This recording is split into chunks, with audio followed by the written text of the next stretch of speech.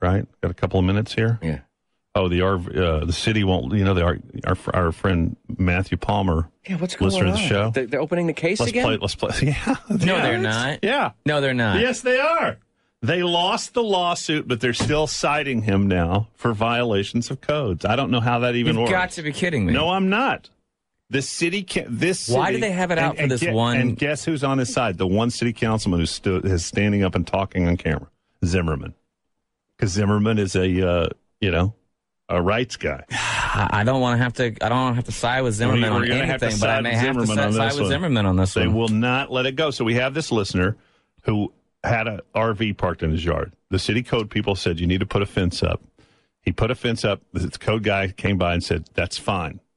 They change managers or something. A new city code guy comes by and says, no, that's not fine. You've got to pay for more fencing. He goes, I'm not going to do it. You already said it was fine. He took them to court. A jury said the city was wrong.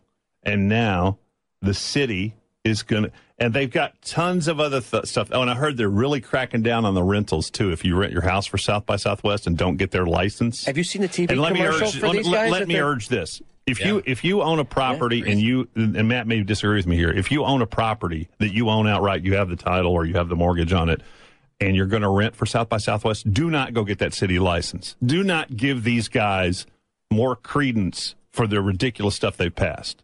I disagreed with Mike Martinez, that whole thing. I think when you own your property, you should be able to rent it out any way you see fit. We can get it. That's for another argument. Have you seen the TV commercial for the code enforcement guys? Oh, they run them here. No, there's a TV where they show them and then... Yeah, they wear badges.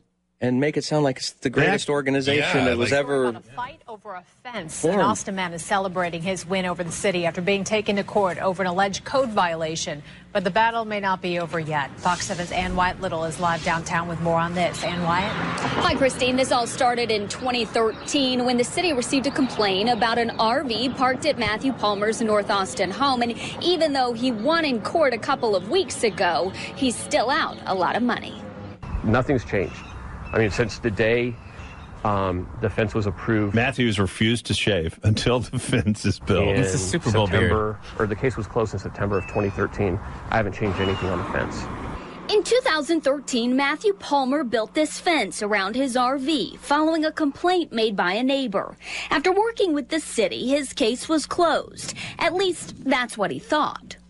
One person tells you to do something one way, and somebody else comes behind them and tells you that you have to do it a totally different way. And there's no accountability, and there's no process to get satisfaction from them. I mean, there's nothing that you can do. You either give in and hope that they go away, or you end up in court. And that's what happened over the 2-foot gap between the grass and where the fence starts. It ended up in court. That's seriously it. It's the bottom of the fence that the city is going bananas over. Bananas. And you got to side with Zimmerman. He's about to speak. I mean, this is insane. This is where I tell you we have chaos at our city hall. Chaos. In a jury trial. Over a fence. Over a fence. On February 10th, after a day-long trial, a jury ruled in his favor, finding him not guilty of violating city code.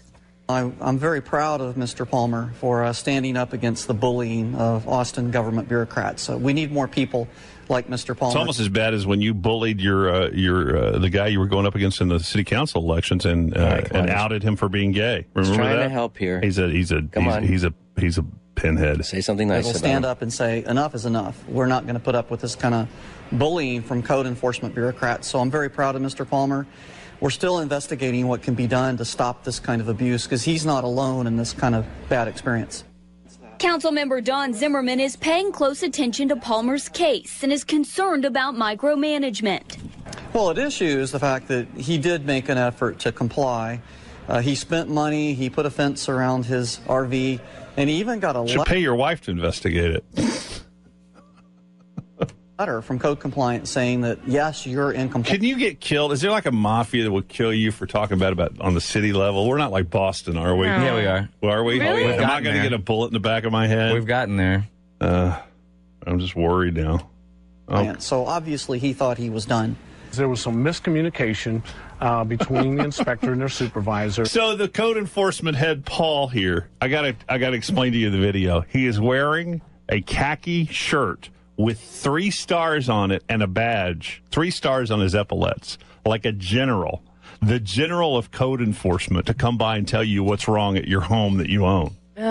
It's insanity. That led to them closing the case without it being properly screened to code. He got one of the stars in the battle over a bird feeder. A bird feeder. Yeah, it was a real tough one. He was trying to pull it down, and one of the person on the house tried to tackle him, and he had to run 3 blocks. So they gave him an extra star. And you remember that we got the other 2 at the Battle of Fort McKinney?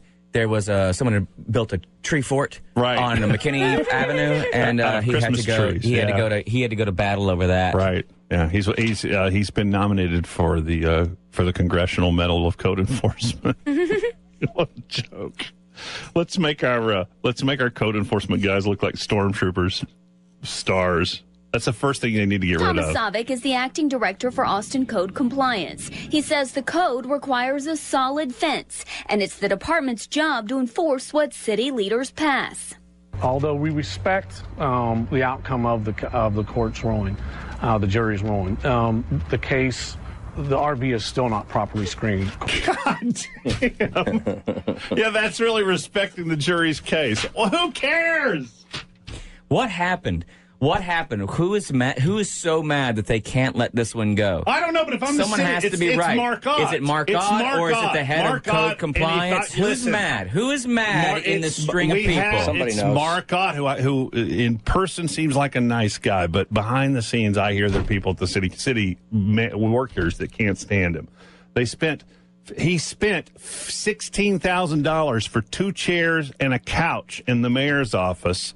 Yet city workers tell me they can't get equipment that they need at their work sites because the city refuses to replace it, the bureaucracy, and they say they have no money. They closed pools on the east side for kids, saying they didn't have any money to run them, yet he spent $16,000 on some furniture, and he has code Nazis running around shutting down businesses and people's houses.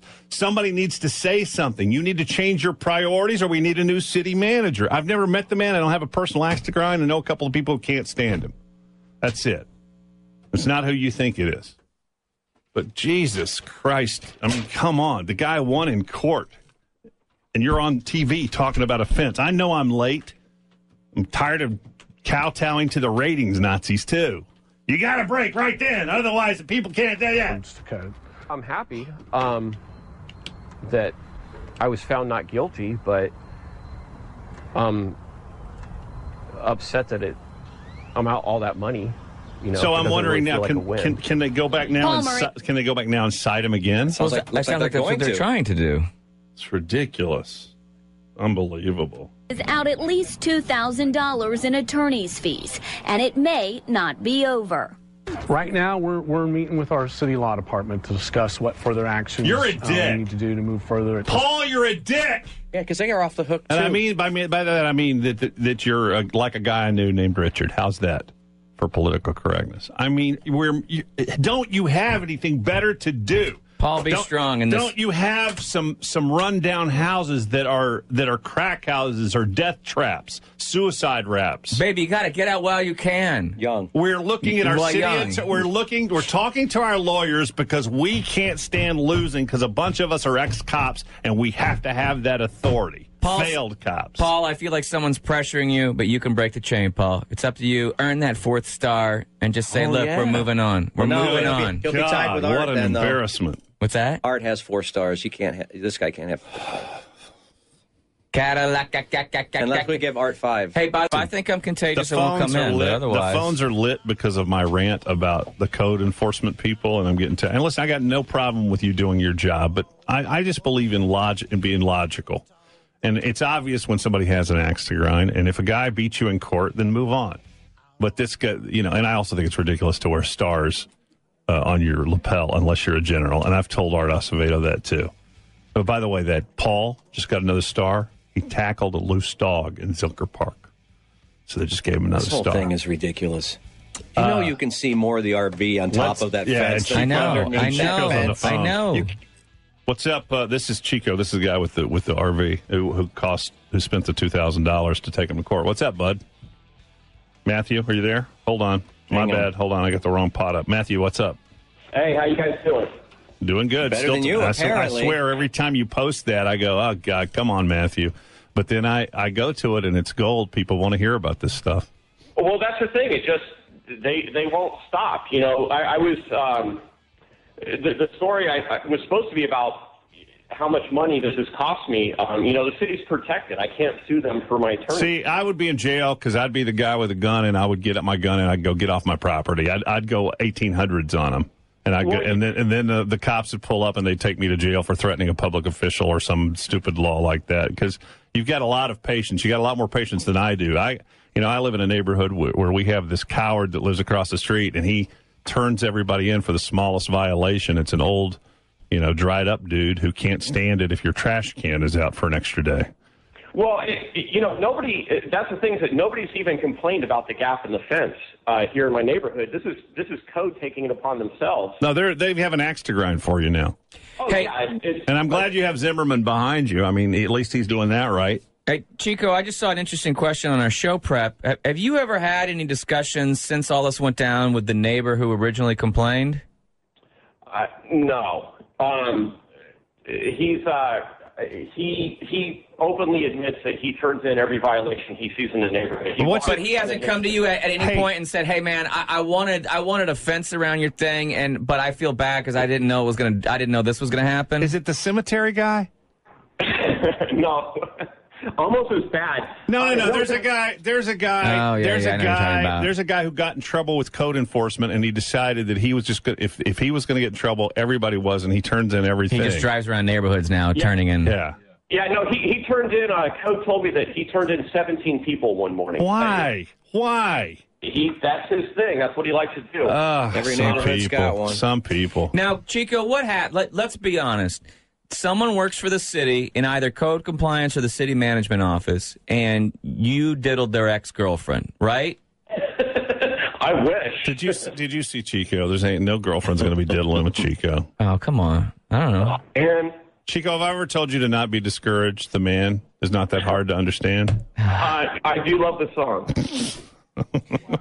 All right, bud. It's just a crazy situation. I didn't know that they were looking at coming back after you. Yeah, they're looking at coming back after you. If they come back after you, you have my number. You know exactly how to get a hold of me. Call me. I want to know because I want.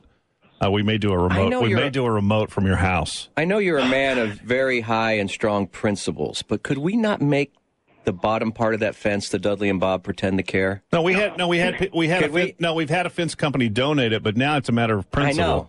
But I'm curious to see if he did comply with that. If they go after him a third, fourth time. Here's what we do. We do the bottom of the fence, but then we paint the bottom of the fence with messages that code compliance are jackbooted thugs. Well, you guys, I actually have two options that I wanted to talk to you about. Okay. I do need a KLBJ banner to hang on it. That'd be so great.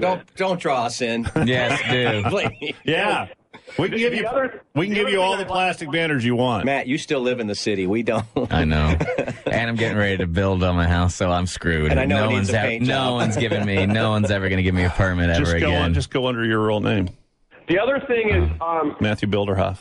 I wanted to see if there's any listeners out there that had one of those wrap companies. I would be willing to build a fence to the ground and then have one of those vinyl wraps made that looks exactly like the RV. Yeah, email us. That'd be genius. Email us. So genius. I'm starting to see why they're coming after you. If you have a wrap company would do that, email Daniel at KLBJ-FM.com. This would be hilarious. But doesn't that break part of the code where the code talks about the materials? It doesn't matter. Are there materials you have to use? It doesn't matter. He's already violating the code. Oh, no. Well, that's the supervisor that came out told me I could build the fence out of metal, and I kept saying to him, the code says that it has to be wood or masonry. It can't be metal. And he said, well, I'll accept metal. And I recorded this. And I said, well, you're not even following your own code. No, we'll build it all the way down in wood, and we'll cover it with plastic. Yeah. Yeah, let's do it. It looks awesome. Plastic that looks exactly like the bottom of the RV. Somebody could do it. It'd be a photo of the RV. We should build the whole fence that way, too, so it just looks like the RV is sitting there. Not even just the bottom, Daniel, the entire I'm thing. so willing to do this. Email Daniel at KLBJ-FM.com. I'll totally get behind this. It's all right, so good. Thanks, Matthew. All right, thanks, guys. The lady who said she wanted to pay me a compliment hung up. I should have always go with that first. That would make me feel better about myself. Robert, what's up? Dale, I'm a love what y'all are talking about today. So you just made a comment about being the person that just wants to hold up the gun. So that was kind of me when I had a deputy dog fire marshal walking on the back of my property one day, and I made the fatal mistake of throwing him off the property for not announcing himself. Then I'm trying to build a large outdoor bar venue out in West Travis County, and needless to say, when I filed for a liquor license, guess who filed the protest to stop me? Oh. Yeah. Did you hear the story? I'm not saying that this isn't a tragedy. It is, obviously. But did you hear the story about the Bell County man? They're going after drugs for somebody selling drugs, and they get the wrong house, and they break the guy's door down, and the guy doesn't know it's deputies. And when somebody comes to the door, and he fires and kills a deputy. Horrible tragedy, correct? Right. And they go after the guy for murder. Murder. There used to be a time in this country where your domicile, even for law enforcement, was off limits, right? So they got the house wrong, and they're going to put this guy in jail for the rest of his life because he didn't understand that the cops were beating his door down, and he fired his gun. And they had the wrong house. It's a horrible tragedy. Oh, man. And it's just this thing. I don't know. When I was a kid, my old man warned us about people's property rights. That was the one thing as little boys. We had our own guns. Yeah. I had a 22 single shot when I was 8 years old. My brother had a 410 shotgun. He got it when he was 13. We would walk through town with the shotgun broken, open, cracked in half, and we walked through with them on our shoulders. Nobody would say a thing to us. And I'm not, and I understand now why that would scare people with all the craziness we've had. But there was a whole different world. You didn't go, for example. But I remember there was a guy who had this crabapple orchard or a crabapple tree probably in West Texas.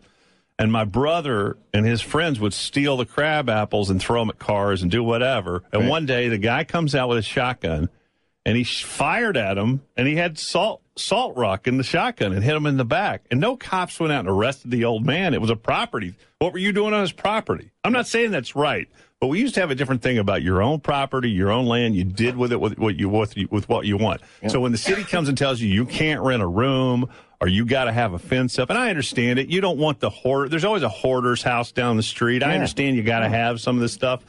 But at some point, if somebody takes you to court and you can't let it go over an RV. Yeah. Hey, do I know you? Hey. This property that you're building, this thing? Do I know you? Or people? Bob. This is Robert. How are you? Oh, hey, Robert. Hey, man. Yeah, hey, what is it? Real quick. Yeah. Hey, I want to chat in. Dale, you just said something that's very important.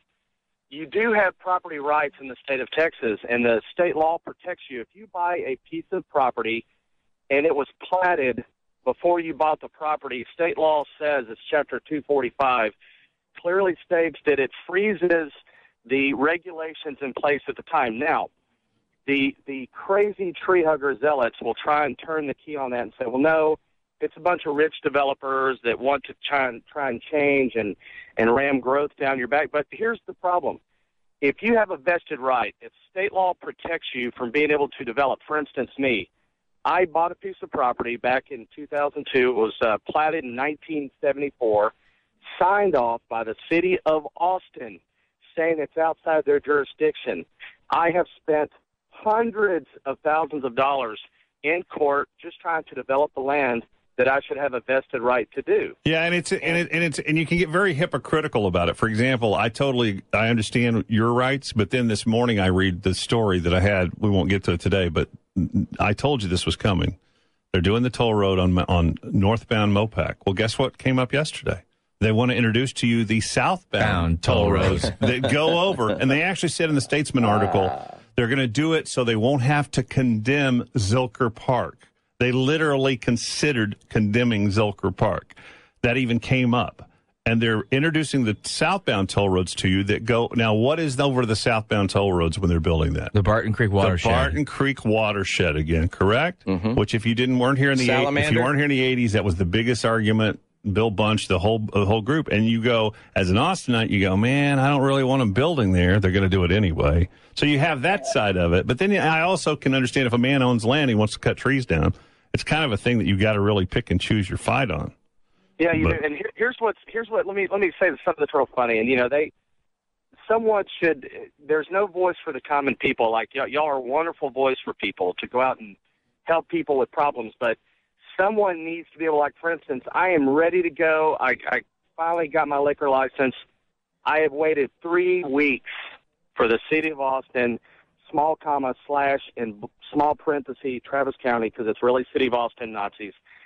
3 weeks for a final permit. When the guy comes out to do it, I was warned by a very famous bar general manager, beware of this guy, because it's ridiculous. I've heard the stories. I mean, I'm friends with the Simmonses who try to open up Amy's Ice Cream wherever they can, and they've had just they have to wait forever. I have a friend who I have an oral surgeon type guy who was trying to open up his office in Austin. You can't get it done in time to make a living, so he had to go to Round Rock. What are you saying? These people are just mean? Are they on the take? What's going on?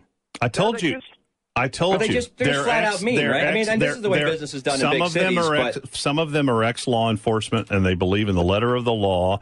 And I told you about the one that pulled up at Phil's Ice House, and because the plumber didn't have his license number on his truck, he turned around and left and told him before he left. Well, we're talking about two different entities here. There's two entities. Right. Remember that code compliance, and then there's code compliance is different than the building code folk, right? And they give you your certificate of occupancy. But people have issues with both of them, right? And I don't think that our show is arguing that we shouldn't have code compliance or building codes. But we need to have rational, thoughtful. You need to take the ego out of it.